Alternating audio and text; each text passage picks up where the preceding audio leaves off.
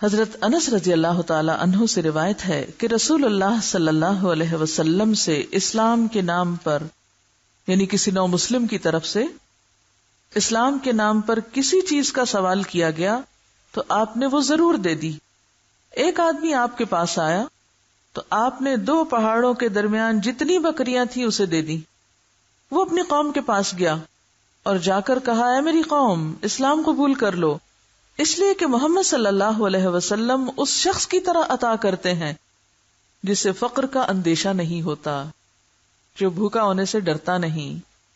یقیناً ایک آدمی صرف دنیا حاصل کرنے کی غرض سے اسلام قبول کرتا، لیکن تھوڑا ہی عرصہ گزرتا کہ اسلام اسے دنیا میں موجود تمام چیزوں سے زیادہ محبوب ہو جاتا. اسے مسلم نے روایت کیا ہے. آپ کی دریا دلی دیکھیے. ہم کیا باب پڑھ رہے ہیں؟ باب الکرمی والجودی اور والانفاقی. کہاں؟ فی وجوہ الخیری. کیسے؟ ثقتم باللہ تعالی. تو جس کا اللہ پر بھروسہ ہوتا ہے، جو اللہ پر توکل کرتا ہے، وہی اتنا فراخ دل ہو سکتا ہے. اور پھر وجوہ الخیر، بہت سے طریقے ہیں نیکی کرنے کے. اور کرم اور جود اور انفاق، یہ سب کچھ اکٹھا دیکھنا ہے تو آپ صلی اللہ علیہ وسلم کی ذات میں دیکھیے، جن کو ہم سب کیا کہتے ہیں، کیا مانتے ہیں، کیا مانتے ہیں؟ وہ ہمارے لیے کیا ہیں؟ اسوہ حسنہ. لیکن ہم کہاں اور وہ کہاں؟ باقی ساری نسبتیں ہیں سوائے عمل کی نسبت کی. امت ہونے پہ بھی فخر ہے، نام بھی رکھ لیتے ہیں آپ جیسا، اور محبت کے دعوے بھی ہیں. ایک نہیں ہے تو عمل. آپ صلی اللہ علیہ وسلم جب خرچ کرتے تو یہ نہیں دیکھتے تھے کہ میرے پاس کیا بچا یا میرا کیا بنے گا یا میں بھوکا مر جاؤں گا. پوری فراخ دلی کے ساتھ خرچ کیا کرتے تھے. اور یہی وجہ ہے کہ لوگ تیزی کے ساتھ اسلام لائے، اور بعض لوگ تو صرف دنیا کی لالچ میں مسلمان ہوئے. کیسے؟ ما یرید الا الدنیا. وہ آپ کے پاس کیوں آ جاتے تھے کہ آپ انکار نہیں کرتے تھے، آپ دینے والے تھے. اور ایک دفعہ وہ دنیا کی خاطر مسلمان ہو جاتا، لیکن جب اسلام کی سمجھ آتی تو تھوڑے ہی دن گزرتے کہ اسلام اس کو دنیا اور جو کچھ دنیا میں ہر چیز سے بڑھ کے محبوب ہو جاتا. لیکن سبب کیا بنتا تھا؟ آپ کی فراخ دلی. آج آپ دیکھیے کہ کرسچینٹی کے پھیلنے کا ایک بڑا سبب کیا ہے؟ مال کا خرچ کرنا. اس وقت ہمارے دین کے خادموں اور دین کے پڑھنے والوں اور ان کے پڑھنے اور سیکھنے سکھانے والوں میں بیسک اور بنیادی فرق کیا ہے؟ کوئی کمپیریزن کر سکتے ہیں آپ؟ پھر ہم کو کیوں شکوہ ہے کہ کرسچینٹی پھیل رہی ہے اور اسلام جو ہے وہ پھیل نہیں رہا؟ وہ اگر پھیل بھی رہا ہے نا، ہماری کوششوں سے کم اور قدرتی کوششوں سے زیادہ ہے. لیکن باقاعدہ محنت کے ساتھ، ایک طریقے کے ساتھ جو لوگ پھیلا رہے ہیں، ان میں اور ہم میں فرق کیا ہے؟ بہت بڑا فرق یہ ہے کہ وہ جب اپنے دین کی خدمت کرنا چاہتے ہیں تو اپنا مال بھی ساتھ لگاتے ہیں. ہمارے ہاں تصور کیا ہے کہ دین کی تعلیم میں سب کچھ کیا ہونا چاہیے؟ فری ہونا چاہیے. ہمارے ہاں عموماً جو دینی مدارس بنتے ہیں، لوگوں کی اس سے کیا توقع ہوتی ہے؟ اس میں کوئی فیس نہ ہو، کتابیں مفت ملیں، کھانا وہاں مفت ہو. یہ ہے یا نہیں؟ پڑھانے والے کو بھی کچھ نہیں دیا جائے کہ فی سبیل اللہ خدمت کر رہا ہے. یعنی یہ ایک سوچ ہے، میں سوچ کی بات کر رہی ہوں. وہی ماں باپ جو اپنی بچیوں کی دنیاوی تعلیم کے لیے ہزاروں خرچ کرتے ہیں، جب وہ دین کی تعلیم کی بات کرتی ہیں تو ہونے کے باوجود، ایک تو یہ ہے نا کہ حالات ایسے ہیں کہ نہیں ہے واقعی، لیکن ہونے کے باوجود بھی ایکسپیکٹ کیا کرتے ہیں؟ یہ کس قسم کا کام ہے جس پر ہم خرچ کریں، ہمیں کیا ریٹرن ملے گا، نتیجہ کیا ملے گا؟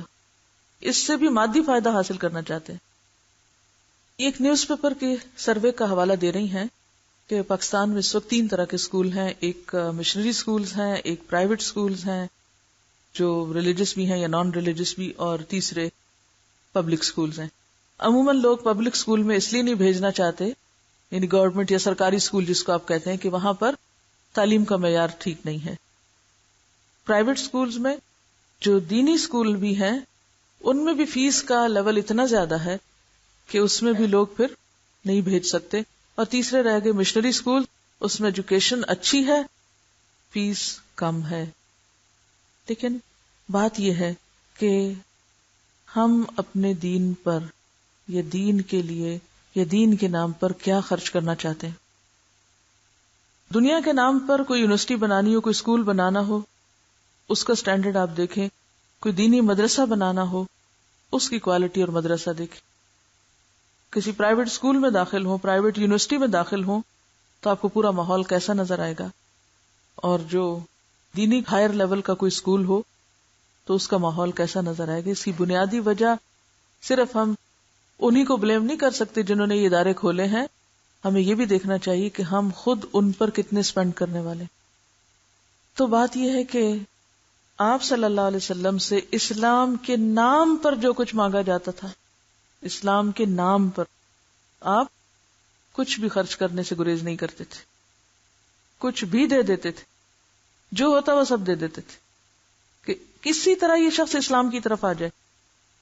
اور پھر وہ جو کرسچن مشنریز کی بات ہو رہی تھی کہ دوسرا فرق کیا ہے، وہ ڈیڈیکیشن کا ہے. ڈیڈیکیشن اس درجے کی کہ کمائی کر کے، پیسے جمع کر کے پھر اپنے خرچ پر جاتے ہیں مختلف ملکوں میں تبلیغ کرنے اور تعلیم دینے اور خدمت خلق کرنے. اس کی میں ذاتی گواہ ہوں. گلاسکو یونیورسٹی میں ایک خاتون کے ساتھ کافی میرا انٹریکشن رہتا تھا. وہ یونیورسٹی کے ایڈمنسٹریشن میں کچھ کام کرتی تھی، تو بہت کمیٹڈ کرسچن بھی تھی. تو جب میں حجاب پورا لیتی تھی تو اس کو یہ ہوتا تھا کہ یہ بھی ریلیجس ہے تو وہ خود بھی ہے، تو اکثر بات چیت کر لیا کرتی تھی، گھر بھی آ جاتی کبھی. تو وہ اپنے بارے میں بتاتی رہتی تھی مختلف واقعات. ایک دفعہ اس نے بتایا کہ میرا ایجپٹ جانے کا پروگرام ہے لیکن ابھی ذرا میں جا نہیں پا رہی. تو میں نے کہا کہ کیوں؟ کہتی کہ میں ابھی جاب کر رہی ہوں، میرے اتنے پیسے جمع ہو جائیں کہ میں اپنا ٹکٹ اور اپنے رہنے کا انتظام کر لوں تو پھر میں چلی جاؤں گی، اور جب وہ ختم ہو جائے گا تو پھر واپس آؤں گی، پھر جاب کروں گی، پھر جاؤں گی پھر. تو گویا اس کی ساری کمائی کا مقصد کیا تھا کہ وہ اپنے دین کی تبلیغ کر سکے. اس کے علاوہ آپ دیکھیں کہ ایک مخصوص فنڈ ہوتا ہے جو چرچ کو جاتا ہے، اور صرف یہ نہیں کہ عوام کی طرف سے بلکہ گورنمنٹ کی طرف سے. کینیڈا میں بھی اس وقت کیتھولک چرچ جو ہے اس کا اسکول بورڈ ہے، اور جو لوگ ٹیکسز دیتے ہیں اس پہ پوچھا جاتا ہے کہ آپ کس کو اپنا ٹیکس جو ہے، یعنی اسکولوں کے مد میں جو ٹیکس جاتا ہے کس کو دینا چاہتے ہیں، پیل بورڈ کو دینا چاہتے ہیں یا آپ کیتھولک بورڈ کو دینا چاہتے ہیں. تو عوام کی طرف سے بھی گورنمنٹ کی طرف سے بھی باقاعدہ فنڈز ہوتے ہیں، اور ان سب سے بہترین تعلیم کے ادارے بنے ہوئے ہیں. آج اگر مسلم اسکول نام کے ادارے ہم نے بنائے بھی ہیں تو ہم سب کو پھر سوچنا چاہیے کہ اس میں اکیڈیمکلی ہم کتنے آگے ہیں یا کتنے ساؤنڈ ہیں، یا اس پر ہماری توجہ کتنی ہے. بہت سے اسلامک اسکولز کا مطلب کیا ہے، قرآن حفظ کر دو، اخلاق ہے یا نہیں ہے، اور پھر بس دین کا نام لگانا بھی کافی ہے. یہ چند کتابیں دین کی زیادہ پڑھا دو جو عام پبلک اسکولوں میں نہیں پڑھائی جاتی.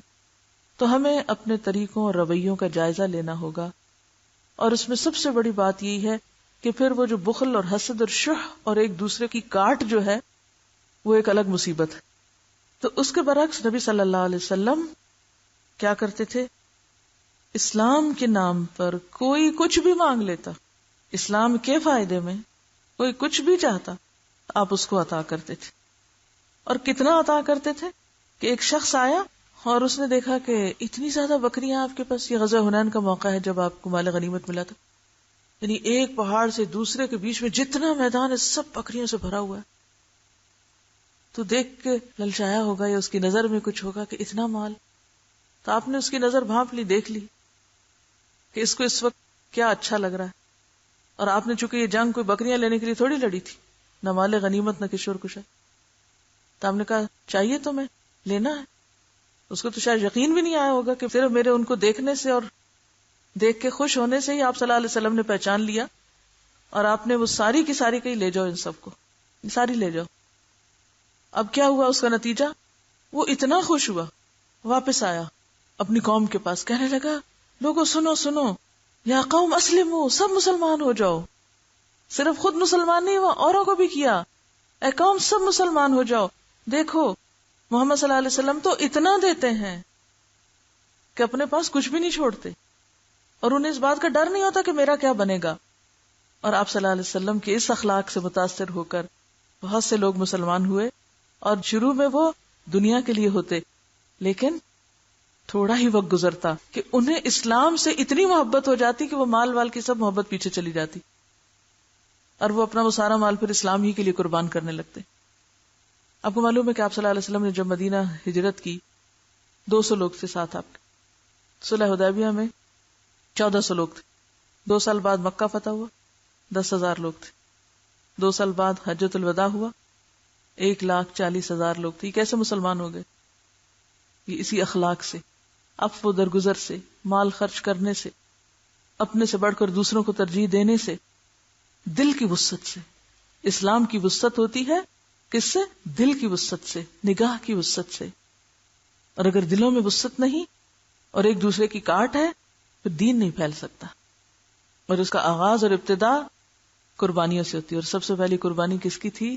دین کی خاطر مال خرچ کرنے میں ایک خاتون کی، حضرت خدیجہ کی، جنہوں نے اپنا بہترین مال دین کی خاطر قربان کیا تھا، جو اتنی مالدار تھیں کہ پورے مکہ کی مالدار ترین خاتون تھی. اور پھر اس کے بعد حضرت ابوبکر جو ایک جنگ کے موقع پر، آپ کو مشہور قصہ یاد ہے، سارے گھر کا سامان اٹھا کے لے آئے تھے. آج دین کے نام پر اور دین کی خاطر اور دین کی تعلیم اور دین کی تبلیغ اور دین کے پھیلاؤ کے لیے ہم میں سے کتنے لوگ ہیں جو اس اخلاق کے مالک ہو، جو ایسی قربانی کرنا چاہتے. پھر ہم کہیں دین غریب ہے اور دین جو ہے وہ ریجیکٹڈ ہے لوگوں کے ہاں، کوئی کوالٹی نہیں. بنیادی وجہ یہی ہے کہ نہ اس کی ہمیں ضرورت محسوس ہوتی اور نہ ہی ہم اس کے لیے کچھ صحیح طور پر پلاننگ کرتے ہیں، اور نہ ہی اس کے لیے پہلے سیکھتے ہیں صحیح اور پھر نہ صحیح سکھاتے ہیں.